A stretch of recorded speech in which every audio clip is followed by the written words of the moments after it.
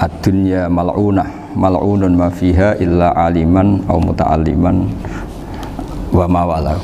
Ada yang illa zikrawah wa mawalahu au aliman au muta'alliman. Jadi dunia ini semuanya terlaknat, seluruh isinya dunia ini terlaknat kecuali orang yang alim, kecuali orang yang belajar atau yang dekat-dekat situ. Nah, kenapa terlaknat? Itu ibarat kita orang Indonesia nggak tahu kalau Pak Jokowi itu presiden. Itu kan ngawur sekali. Masa orang Indonesia nggak tahu kalau Pak Jokowi presiden? Kita hidup di BSK nggak tahu kalau pendirinya misalnya Pak Kures Habib Ali. Nggak tahu kalau ustadznya Pak Arifin, Pak Wafa, itu kan ngawur sekali. Nah, andai kan tidak ada pelajaran, maka kita nggak tahu kalau Tuhan kita Allah, itu kan ngawur sekali. Nempat di buminya, makan rezekinya, kita menikmati fasilitasnya, tapi nggak tahu yang punya. Nah, sehingga di sini kadang orang-orang humanis protes, masa orang-orang kafir yang amal nggak diterima Allah, agama ini kok kayak sadis. Sebetulnya bukan gitu cara pandang. Bagaimana diterima sementara mengamalkan harta yang tidak miliknya. Itu kan ibarat saya punya uang 1 miliar, terus disedekahkan Pak Wafa ke Pak Arifin, terus dia bilang ini dari saya, tolong diterima. Terus Pak Arifin bilang makasih, dunyane mbahmu tak kan gitu kira-kira. Ya jadi itu logika kenapa ngamalnya orang kafir gak diterima, karena nggak ngaku yang punya. Ya. Jadi ibarat saya nempat di sini nginep terus terima kasihnya sama Muntaha, nggak sama Habib Ali. Memangnya dia yang bikin itu. Jadi orang nggak kenal Tuhannya itu buruk sekali, mal'un. Nah, bisa kenal Tuhannya dimulai dari mana? Illa aliman au muta'alliman, yaitu harus proses belajar mengajar. Mau tidak mau. Makanya setiap ilmu, makanya saat tadi rembukan sama Pak Arifin, semuanya harus atas nama ilmu. Ibadah itu nomor 2, akhlak nomor 2, semuanya nomor 1 itu ilmu. Sekali ilmu ini hilang maka semuanya hilang. Makanya di Quran dimulai Iqra bismi rabbikal ladzi khalaq. Termasuk sifat Allah Ta'ala yang awal-awal dikenalkan apa? Iqra wa rabbukal. Ketika Allah mensifati dirinya akram, alladzi 'allama. Orang terbaik, paling akram, paling karim, paling dermawan adalah zat sing 'allama, mengajarkan. Makanya kata Nabi, tidak ada sedekah sebaik kalimah yang ditemukan orang muslim, dan kalimah itu kalimah bijak kemudian diajarkan ke muslim yang lain. Itu disebut afdhalus sedekah. Karena ini mengawal Islam. Jadi saya alhamdulillah semenjak kenal jenengan semua, entah berapa kitab saya selalu bawa ke sini supaya hubungan kita ini bil ilmi. Nah, karena hari Syajaratul Ma'arif beberapa kali sudah saya baca, ini tak ijazahi kitab Bajuri ya, sarahnya Fathul Qorib. Ini dikarang oleh Rektor Al-Azhar di eranya, termasuk Syekhul Azhar, Imam Bajuri, Pak Imam Bajuri.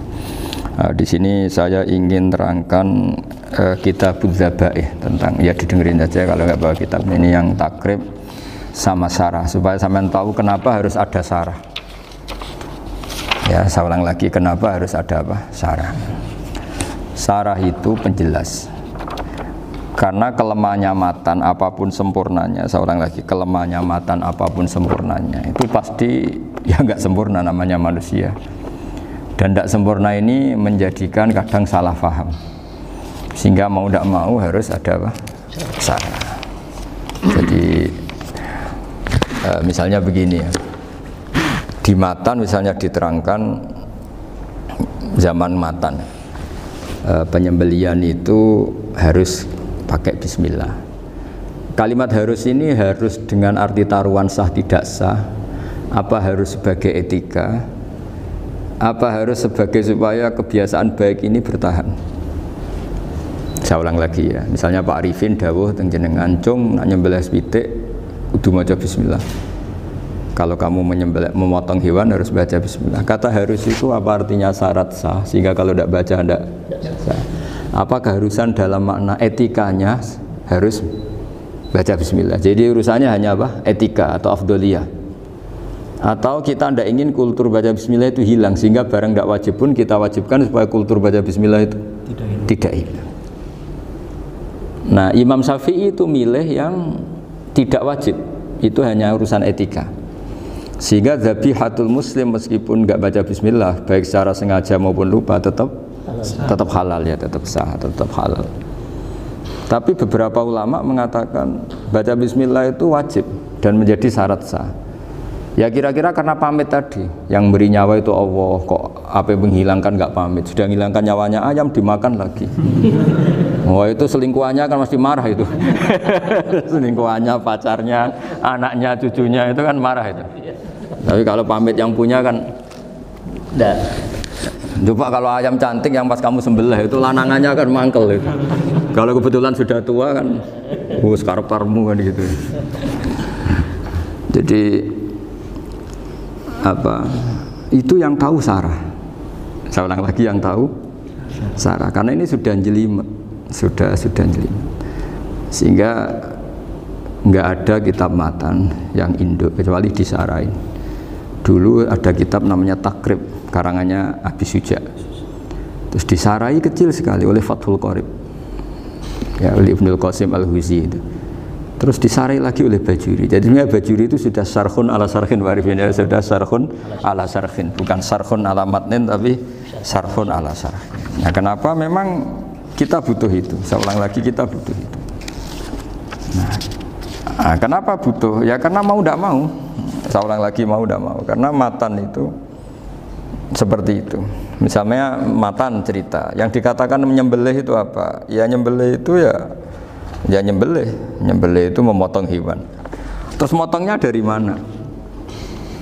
Kalau kamu motong hewan dari mana coba? Dari belakang atau dari depan? Dari mana? Depan misalnya. Pertanyaannya, ketika dari depan itu paling penting terpotong al-hulkum wal mari misalnya. Yang satu majrur to'am, yang satu majrur ruh, ya, gitu, majrur nafas. Tapi andekan dari belakang gimana? Tapi tetap terpotong. Mulai ribet kan? Kalau kubu sebelah kan enak, pokoknya nggak sunnah Rasul seperti itu, nggak mau debat. Tapi kita tidak, cara berpikir tidak gitu. Ini kan status hukumnya halal apa haram ketika ada orang motong hewan dari belakang. Nah, terus kita berdebat kan, mesti berdebat itu mau dibilang haram, nyatanya memenuhi syarat apa tadi, pemotongan, hulkumnya kena, mariknya kena. Mau dibilang halal, jangan-jangan pitiknya sudah pingsan, sudah mati karena dogrok-ogrok dari belakang. Nah itu terus ulama debat, kan mungkin juga, ya kan, pitiknya sudah setengah kena corona, pingsan terus. Ya kan, sudah pingsan terus digorok. Nah seperti ini mau tidak mau kita harus detail. Detail artinya yang dikatakan menyembelih itu apa? Ya nanti tak bacakan tabir di Bajiria sekaligus ijazah untuk jenengan semua. Saya tadi alhamdulillah ketemu Pak Arifin lama, ngendikan panjang lebar tentang pentingnya ilmu. Yang dikatakan nyembelih adalah mematikan hewan yang hidup dengan kaifiyah syariah. Saya ulang lagi, mematikan hewan yang hidup dengan kaifiyah syariah. Nah kalimat hidup ini mulai masalah. Hidup yang apa? Misalnya ada hewan, saya sering kalau ngaji cerita, ada ayam jago ketandang mobil, ketabrak mobil, kejet-kejet, enggak kamu sembelih pun 1 menit lagi pasti meninggal. Ini kan hanya koordinasi prosedur saja. Karena prosedur ayam mati harus kejet-kejet, enggak boleh enggak langsung peletes mati, enggak boleh. Nah pertanyaannya, ketika kejet-kejet ini kamu sembelih, itu halal apa enggak? Wong andai kan enggak disembelih juga sudah mati. Artinya enggak, penyembelihan ini kan enggak memberi kontribusi pematian, tapi enggak ngefek. Makanya terus ada perdebatan, ada hayatun mustaqirrah, ada hayatun ittiroriyah, ada harokatu masbuh. Itu kalau enggak sarah enggak bisa. Lalu pertanyaan nakalnya begini, saya itu betul pernah ngalami itu. Wayam jago itu kan mahal, apalagi kalau Bangkok kan. Saya pas jalan-jalan sama anak saya, sama jalan-jalan mau ke pasar itu di pertolongan tuwer mak. Gus halal toh ora? Kadang tanya orang awam, halal kata saya gitu. Padahal andai kan tidak disembelih ya pasti mati. Suatu saat ada yang mengkonfirmasi lagi. Saya bilang kalau kiai ya tidak pantas makan ayam gitu, tapi kalau kamu tidak kiai ya pantas saja. Daripada rata halal lo geremeng eman kan ribet. Nah sebetulnya itu dalam mazhab Syafi'i itu tidak halal karena dia sudah tidak punya hayatun mustaqirrah. Karena tadi setengah menit lagi atau 1 menit lagi pasti mati. Kan dia belum mati karena koordinasi Israel saja, tetap yang nyambil itu. Tetap kan nggak segampang itu kan, tetap prosedur apa? Jalankan SOP. SOP-nya harus ada. Nggak boleh mati selonang-selonang itu, nggak boleh. Tetap ada SOP kata Pak Arifin ada SOP. Beliau kalau sama saya bisa guyon kalau. Nah, tapi misalnya nanti pertanyaan, tapi dalam mazhab Maliki itu diabaikan. Hayat mustaqirrah, hayat ittiroriyah, hayat itu diabaikan. Cara berpikir Imam Malik lebih matematis. Kalau nggak disembelih itu matinya berapa menit? 1 menit lagi. Gara-gara disembelih dia mati sekarang. Berarti eksekutornya ya peso itu. Ya berarti peso itu memenuhi kriteria mematikan sesuatu yang masih hidup, hewan yang hidup dengan cara syar'i. Jadi andai kan ada rapat malaikat, matinya karena apa coba? Karena peso apa karena kecelakaan? Karena peso. Ya kan? Karena kalau nggak tanpa peso nunggu 1 menit, gara-gara disembelih langsung terjadi sekarang. Nah, karena hukum halal ini yang menarik dan menguntungkan. Di bab ini orang jadi Malikiyah semua. Mana maksud saya? Jadi kita ini sebetulnya Syafi'i pecundang gitu. Syafi'i partai politik. Jadi kalau sedang tidak menguntungkan ya tinggal. Kata siapa kita Syafi'i banget? Tidak juga itu. Ya, jadi karena tadi ya kalau pada level apa? Pada level perdebatan ulama itu ada tadi ya, ada seperti itu, ada hayatun mustaqirrah, ada hayatun ittiroriyah, ada harokatul masbuh. Jadi tak baca ya supaya dapat barokahnya ulama ya. Jadi tak baca redaksinya. Ini di halaman, terus kitab ini saya tinggal sebagai amal saya, keluarga saya, sebagai penghormatan saya sama Habib Ali, Habib Qures, Habib Hussein semuanya, Pak Arifin dan Bismillahirrahmanirrahim. Wa'lam. Ini halaman 562. Ikutnya bab kitab Ahkamis Sayyidi wa Dzabai. Ya, jadi nanti yang apa, mungkin kalau beda halaman cari di babnya apa? Kalau beda halaman cari di babnya. Karena kadang beda halaman warifnya. Kalau cetakan sekarang engkak-engkak. Beda penerbit, beda. Iya, kadang beda juz pun. Kayak Ikhya sekarang tuh sampai 6 juz. Zaman kita ngaji kan 4 ya. Sekarang ada yang 6, ada yang ribet cetakan sekarang ya. Di atas ada 10. Satu Ikhya itu. Hurufnya dibesarin. Ikhya biasa. Iya, ada yang sama. Karena ngerti zaman akhir paling sudah agak buta huruf.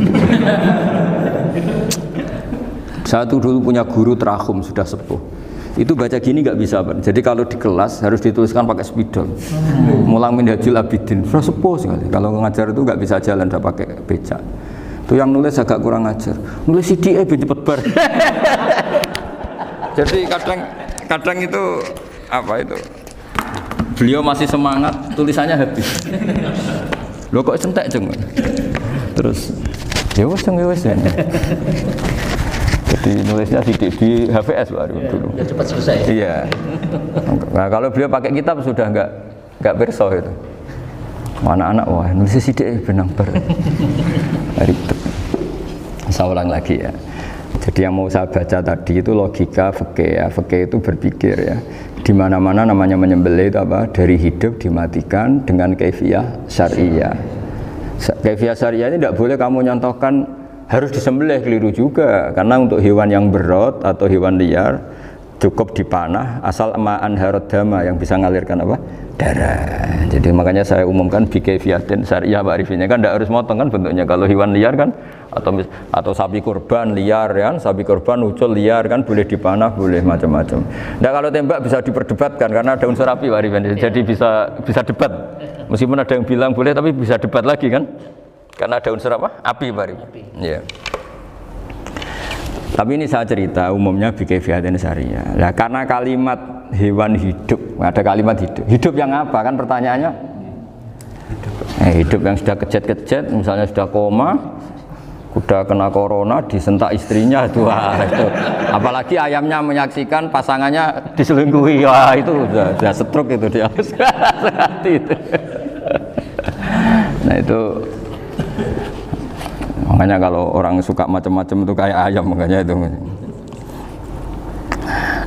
Saya baca ya. Bismillahirrahmanirrahim. Wa'lam annahu yujadu fi ibaratihim hayatun mustaqirrah, hayatun mustamirrah, harakatu madhbuh. Wa yuqalu aisyu madhbuhin. Wal farqu bainaha annal hayata al mustaqirrah yakunu ma'aha ibsarun bi ikhtiyarin wa nutqun bi ikhtiyarin wa harakatun ikhtiyariyah. Wal hayat al mustamirrah ya allati tastamiru ila khurujir ruh minal jasad. Wa harakatul masbuh yallati la yabqa maha ibsarun bi ikhtiyarin wala nutqun bi ikhtiyarin wala harakatu ikhtiyariyah bal yakun maha ibsar wa nutqun wa harakatun ittirariyah ini wa ba'duhum farraqa bainahuma sampai saat terus ini.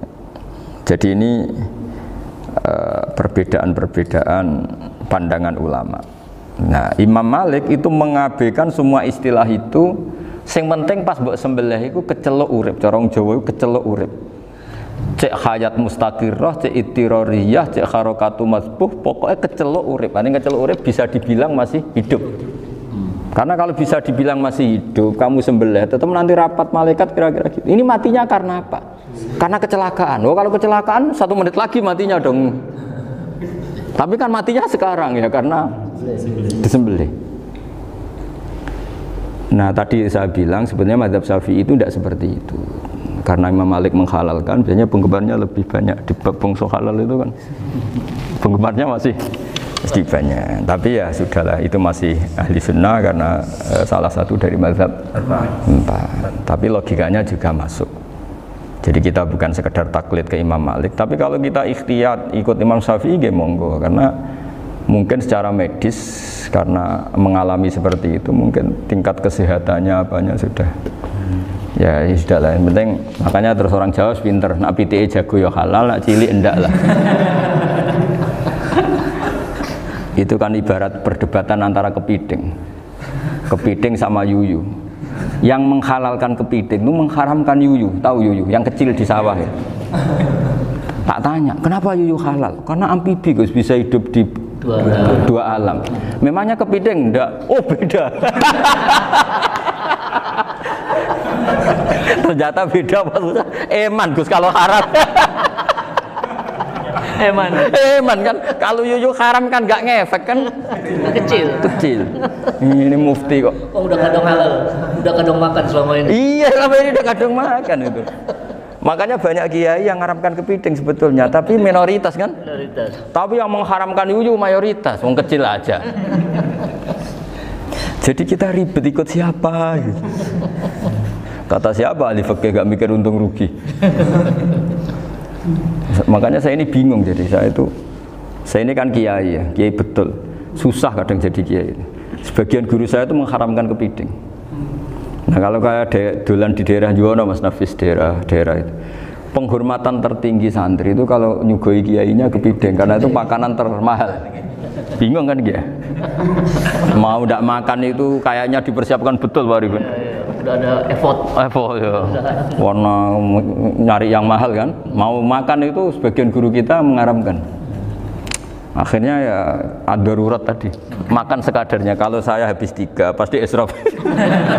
Kalau habis 1 prosedur hormat yang nyugui.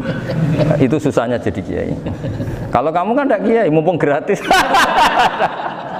Enaknya gak jadi kiai kan itu Mas. Pertimbangannya mumpung gratis. Sudah gitu masih mun dibutuh mawon, makai dibutuh mawon. Oh, digawa tenan. Tapi sebetulnya ada sisi naif dari yang bilang halal tadi. Ketika yang bilang halal, naif itu versinya, tapi ya nggak apa-apa, semoga dimaafkan Allah. Naifnya tadi, tapi saya tidak tapi itu masalah khilafiyah ya. Semoga yang mengatakan halal juga benar, karena punya perhitungan iman tadi. Tapi yang bilang halal itu tak tanya, yuyu itu halal apa haram? Lucunya jawab haram semua. Yuyu bahasa Indonesia nggak ada kayaknya. Nggak tahu juga saya apa. Yang penting paham tapi yuyu, yang kecil itu. Itu kalau diharamkan nggak ada yang protes ya? Nggak ada. Tapi kalau kepiting? Ini pakai model apa? Coba Pak Wafa, kalau alasannya amfibi, yuyu sama kepiting sama enggak? Kalau alasannya amfibi, hidup di 2 alam. Sama-sama. Kenapa kepiting jadi halal? Besar. Lebih bernilai. Ini juga mufti model baru. Mungkin muftinya menghalalkan itu. Iya makanya itu. Kan jadi Kayak tadi ayam jago tadi orangnya tak tanya akhirnya. Andekan yang kecelakaan itu ayam kecil. Kamu tanya saya enggak? Ya enggak, terus langsung tak buang. Kan langsung dibuang. Berhubung ayam besar. Eman kan. Tapi nurani aja sebetulnya protes. Nyembelih wis klekek-klekek terus. Kadang kan wis apa kejet-kejet itu sudah. Sudah tunggu SOP cara Pak. Ya tapi apapun itu ini ilmu harus didengar ya supaya sampean tahu ya, ada hayat mustaqirrah, ada hayat mustamirrah, ada hayat ittirariyah, paling enggak kita ngerti lah. Karena nanti di bab B ya nyun sewu di bab apa B itu ya nanti enggak sahnya karena apa? Tidak mutamawal. Misalnya saya punya utang sama Pak Arifin ayam jago, tak bayar dengan jago yang mengalami kehidupan sudah seperti itu kan tidak sah. Meskipun itu hidup tapi sudah tidak hayat yang mustamirrah, tidak normal. Jadi ilmu itu apapun tidak cocok kita karena beda mazhab misalnya, tetap sebagai apa? Ilmu. Jadi jangan pernah anti ilmu meskipun kita tidak cocok. Dulu saya itu heran sama Abu Hanifah karena membolehkan merujuk wakaf. Wakaf itu kan nggak boleh ditarik kembali dalam mazhab Syafi'i dan hampir semua ulama bilang gitu. Tapi kalau kata Abu Hanifah, jika nazir yang nerima itu tidak sesuai rencana kita, keinginan kita itu boleh narik kembali. Fa innal waqfa atiyatun makhdah, kata beliau, wakaf itu ya pemberian normal saja. Suatu saat ada peristiwa gini Pak Arifin ya, ada orang kaya raya mewakafkan tanah itu senilai kalau nggak salah itu 60 miliar. Singkat cerita beliau bermain apa gitu, bisnis apa itu bangkrut. Kemudian itu belum disertifikatkan wakaf. Kemudian nggak ada yang disawang coro Jawa, nggak ada yang dilihat, terus mau dibeli sama nyuwun sewu sampai yang mau beli yang mampu itu non muslim. Singkat cerita ada orang kaya muslim yang mau beli itu tapi ada problem karena itu wakaf. Tapi kalau nggak dibeli itu malah dibeli non muslim. Tanya saya, akhirnya saya jawab nggak apa-apa dibeli saja, ngikuti mazhab Abu Hanifah. Karena kalau mazhab Syafi'i itu nggak sah semua pembeliannya. Tapi apa artinya mazhab kalau kita berpikir nggak sah tapi yang jual melakukan? Nah itu yang nggak dipikirkan oleh orang-orang fikih yang di Menara Gading. Apa gunanya kita bilang nggak sah, tapi yang punya tanah tadi tetap menjual. Karena tidak mengindahkan hukum itu, mau apa coba? Makanya saya bilang bagi tentang Gus itu nggak ada kaulnya dalam mazhab Syafi'i. Saya bilang kamu mengharamkan itu sudah tidak ada gunanya karena itu tetap dilakukan. Jadi kita pertimbangannya ndak itu, daripada dikuasai situ mendingan kita. Betul. Nah itu sisi-sisi fikih. Makanya ini kita ngaji fikih tidak segampang itu memberi fatwa karena pertimbangannya banyak Pak. Tidak hitam putih. Tidak hitam putih gitu maksud saya, ini cerita. Jadi nanti kamu ngerti. Jadi mau apa coba? Itu kan ibarat gini. Hukumnya kita ngajar perempuan itu masalah sebetulnya secara karena itu ajnabiyah. Tapi fikih mentoleransi li ajli ta'lim karena untuk belajar enggak apa-apa. Kalau sudah jadi fakta itu ribet. Dia maunya belajar sama kamu dan sekali kamu tidak mau belajar ke yang lain yang potensi menyesatkan. Jadi fikihnya bukan masalah nazar lagi, sudah penyelamatan. Ribet kan kalau sudah begitu. Saya punya kenangan yang menurut saya itu harus jadi trauma. Siapapun harus jadi trauma. Ini cerita sedikit. Ini masih ngaji fikih, pertimbangan. Ada orang itu sangat khusyuk, Pak. Sangat khusyuknya di rumahnya Pak Wafa itu nggak ada TV, nggak ada motor, nggak ada apa saja. Ketika anaknya berkembang agak dewasa, itu pertama naik motor, itu ya utang jasa sama kawan-kawannya. Pertama dia ngelihat nikmati TV ya dari kawan-kawannya. Corong Jawa, mbek tanggane lah. Padahal orang tuanya ini protektif justru karena banyak tangganya sing ndak pati Islami lah. Ya mereka orang Islam tapi ya nggak sholat, nggak apa. Singkat cerita orang tuanya ini datang ke rumah saya nangis mari. Nangis Gus, sekarang saya ikrar bahwa mazhab abah jenengan Kiai Nur Salim, mazhab bapak saya itu mazhab jenengan itu lebih hebat timbang mazhab kula. Nangis dia. Dulu saya itu agak menyalahkan Kiai Nur Salim jenengan karena longgar di rumah ada TV, ada motor. Terus dia cerita. Nah karena anaknya ini pertama bisa naik motor, untuk anak ABG ini kan jasa yang luar biasa. Karena dia butuh sekali bisa naik motor, dipinjemin. Akhirnya walhasil anaknya ini nyon saya merantau ke Jakarta kemana? Akhirnya lam yusolli wa lam yasum. Padahal anaknya ya kiai kampung. Terus tak ceritain. Terus akhirnya dia tanya, kenapa sih Gus jenengan sama abah kok longgar gitu sama anak? Tak ceritani gini Pak Arifin, menurut ilmu al-insan abdul ihsan, manusia itu budaknya kebaikan. Karena utang jasanya sama anak ini, ya dia akan anut anak ini. Sementara kenangannya mbek jenengan mbok amui. Tidak boleh. Dia baru ngakui, ya saya itu nyun sewu hanya khusyuk tapi kurang ilmu. Tadi dia hanya berdasar khusyuk. Bocah kok main delok TV, kan pikirannya hanya gitu. Ini cerita ilmu, saya bukan menjustifikasi manapun, ini kan cerita ilmu Pak Arifin ya. Jadi semuanya itu ada hitung-hitungannya. Coba kalau kita terlalu stakung be anak pertama naik motor jasanya orang nggak sholat ya, pertama roh TV jasanya orang nggak sholat. Coba terikatnya anak ini sama kita apa sama orang itu? Sama orang itu. Bayangkan kalau umur ABG, kalau umur sak pari pun Pak Wafa ini nafsu astagfirullah kan. Gue cok tua nome ya orang. Gaya tok, bareng tua udah khusus gue gaya tok. Aslinya namanya bodoh. Ya saya sama semua. Cuma saya kan lebih jujur dari biasa. Jadi orang itu harus ngitung gitu. Itu kenapa Mbah Mun tuh kiai alim alama. Setahu saya dalamnya ada TV. Putra-putra ini lihat TV. Meskipun kita tidak mungkiri negatifnya TV, kita nggak mungkiri Pak Arifin ya. Tapi tadi ketika anak-anak ABG itu pertama lihat TV jasanya Tonggoni. Kalau kebetulan tanggane wong soleh nggak masalah ya. Kalau enggak, itu nangis ke rumah saya itu ya. Nyesel dia. Tapi saya bilang gini, ini jenengan tiang soleh, mesti anak jenengan suatu saat kembali. Coba pola jenengan harus rubah. Ini hebatnya Nabi. Ketika Sayyidah Aisyah masih kecil, minta diperlihatkan Li'bul Habasyah. Itu ya diturutin kan masyhur itu. Kayak apa Nabi? Karena kalau nggak diturutin, pasti Sayyidah Aisyah akan ngidolakan mainan yang lain yang di luaran sana malah.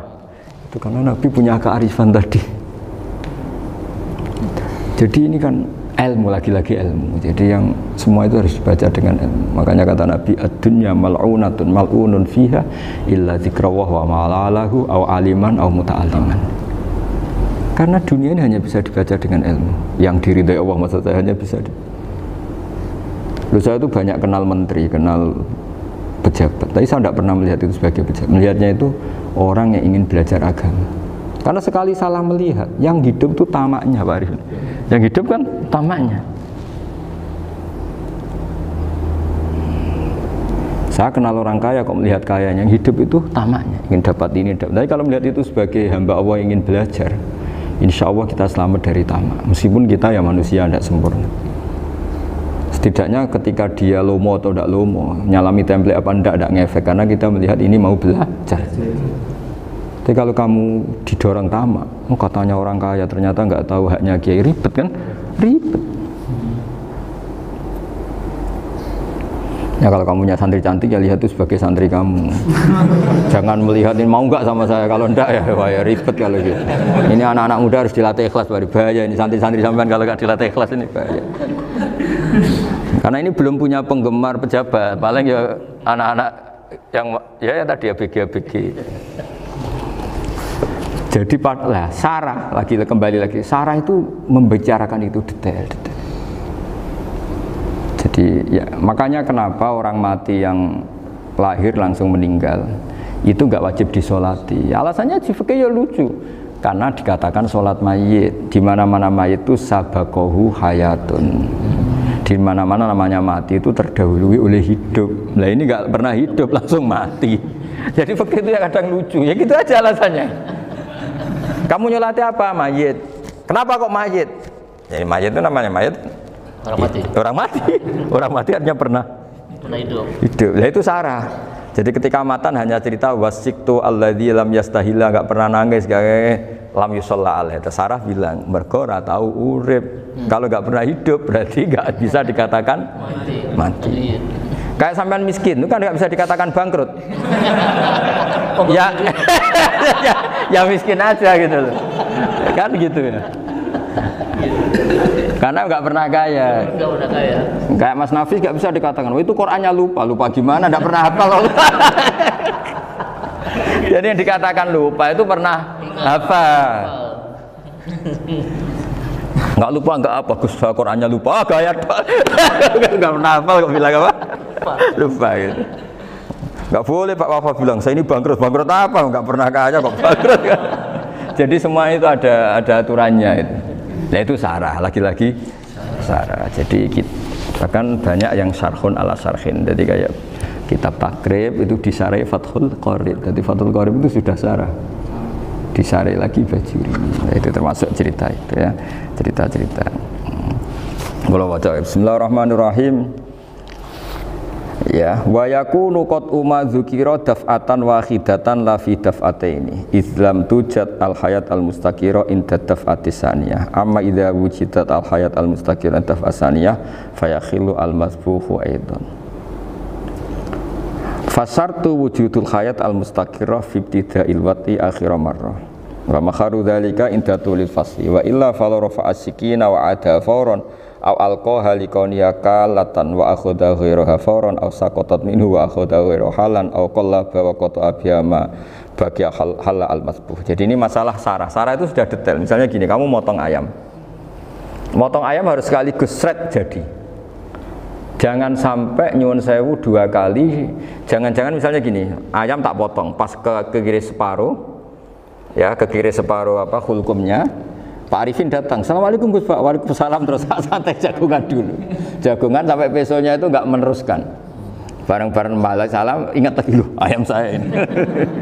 Ketika saya meneruskan ini, potensi ayam ini sudah mati atau sudah hidup yang ini masih mazhab Syafi'i loh ya.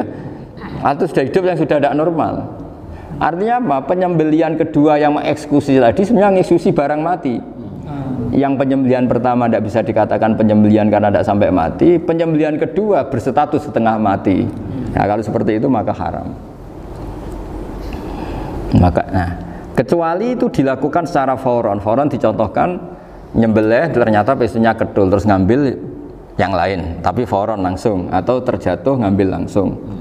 Ya itu boleh karena ditoleransi. Tapi kalau kalam ajnabi kata tadi mohon Pak Arifin. Seperti Pak Arifin alhamdulillah sehat. Jaminan mau rawuh. Dari ayamnya asem mana. Ini harus sebar. Ini orang ngawur betul. Jadi, lah itu sarah. Bicara sampai detail itu sarah. Jadi ada sekian kemungkinan. Jadi ya, jadi termasuk yang diandaikan apa? Nah, hayat mustaqirah itu batasnya yakunu maha ibsorun bi ikhtiarin wa nutkun bi ikhtiarin wa harakatun ikhtiyariyah. Hayat mustaqirah itu kalau dia betok-betok itu ya karena karepnya. Maksudnya gini, gamane cara roh pitik wedok engkek ya cek karepe dhewe. Cara dia melihat peso itu karepe ya masih lari.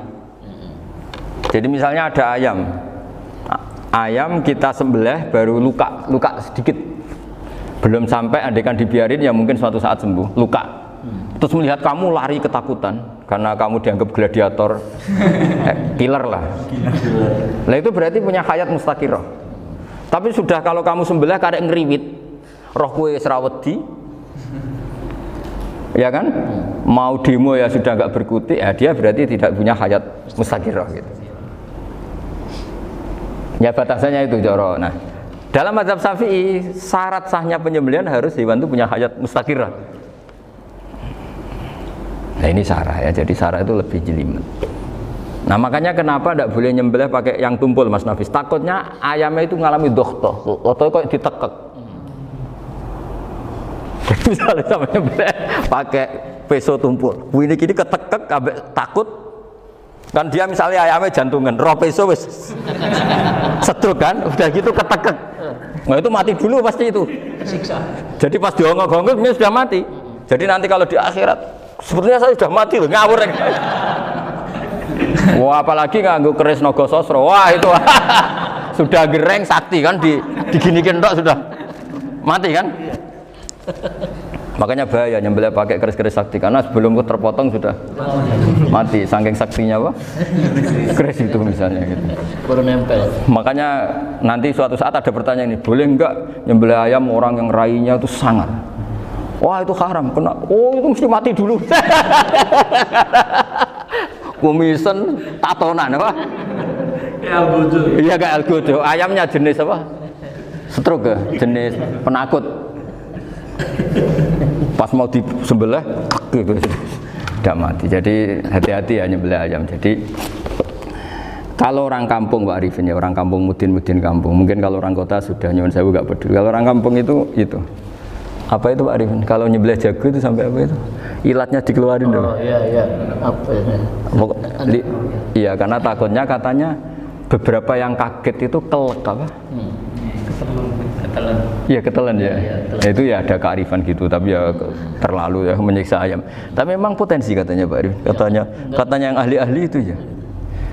Jadi kalau dia jago ya, mau disembelih, saking takutnya itu. Kalau orang Jawa kalau takut kan yang ngelek idu ya. Itu orang Jawa loh ya. Itu kalau orang takut kan kadang apa kayak. Nah ayam itu nak ketakut. Kadang ininya terus apa? Lidahnya masuk. Akhirnya pas disembelih ini nggak kena. Nah makanya terus banyak mudin yang punya ikhtiar tadi. Pernah lihat Pak yang ayam jago itu? Ilatnya ditarik, dikeluarin.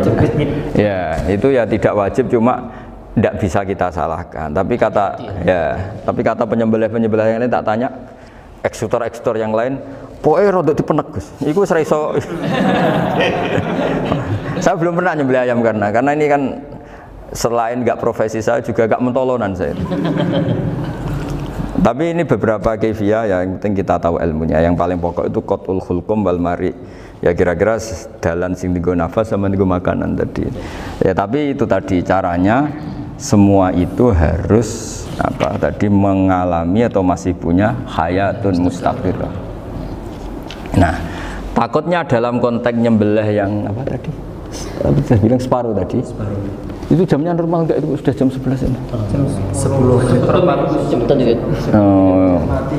Oh jam mati almarhum itu enggak halal disembelih, itu sudah maitah ya. 10, 13, 10, 14 kan. Iya. Ya makanya saya bingung lihat jam. Ya jadi itu Pak Wafa ya, pentingnya sarah itu seperti itu. Matan itu kan asal nyembelih saja, tapi di sarah diterangkan jangan hanya nyembelih, yang disembelih harus ada hayatun mustaqirah, karena dikatakan penyembelihan adalah menghilangkan nyawa dengan cara yang syar'i. Nah, kalau nyawanya saja sudah hilang bukan nyembelih gitu. Nah potensi itu ada ketika jago kamu sembelih pakai yang tumpul. Ini ada dokhtoh.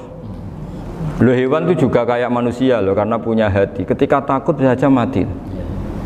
Nah, takutnya ulama kan ini ngalami dokhtoh, kayak orang ditekek kan mati kan, ditekek kaget. Contoh gampang gini, orang ditekek perempuan kemungkinan mati itu kecil, karena murni hanya ngalami pernafasan. Tapi nak ditekek wong gagah tatonan kan terus dua reaksi tubuh, takut sama nggak bisa bernafas, itu kan lebih cepat apa? Mati. Kira-kira kan gitu. Lah ini sudah takut, dongok-dongok itu kan. Nyiksa. Saya sering ketemu orang yang ahli nyari ular, nyari apa. Itu ya gitu. Filosofinya sama seperti orang perang. Harus bikin takut. Iku kewan Gus nak disewentak, iku telelekan, jadi telelekan iku apa Pak Anda bicara bahasa Batawi ini itu. Orang kaget terus terpaku itu.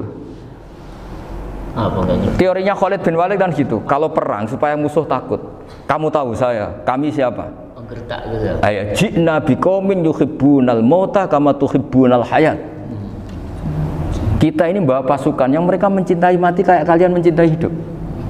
Pasukan kami ini wah darwis, berani modar ya wis gitu, kira-kira gitu kalau bahasa Jawa itu. Gertak mati. Berani mati. Akhirnya musuhnya kan Nah, di antara syaratnya perang kan gitu, harus bikin musuh itu takut, gemeter. Nah, telelekan itu gampang gitu loh. Telelekan itu pokoknya tadi loh Pak Arifin, kepaku tadi. Agak berkutik. Paham ya?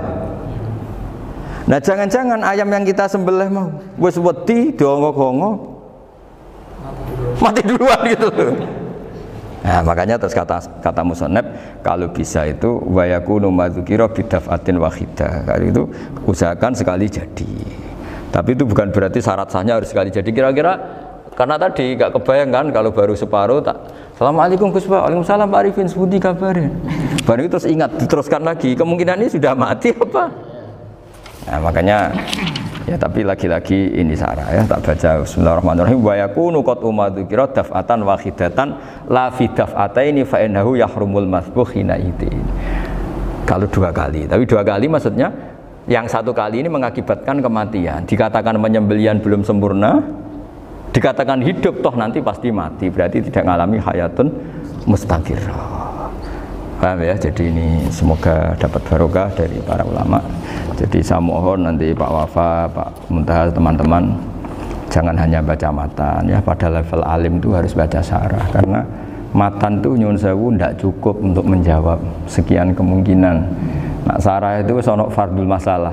Ya Pak Arif ini ya mengandaikan masalah meskipun belum terjadi ya pengandaian sehingga nanti kalau terjadi kalau militer itu apa? A, B ya? Alternatif gimana? Kalau strategi itu kan ada sekian A, B, C. Kalau A gagal B sudah siap oh, militer. Jadi kalau masuk surga pintu satu nggak bisa, itu kedua. Lewat teras Gus. Ini sembrono. Bagi Al-Fatihah. Bismillahirrahmanirrahim. Bismillahirrahmanirrahim. Bismillahirrahmanirrahim.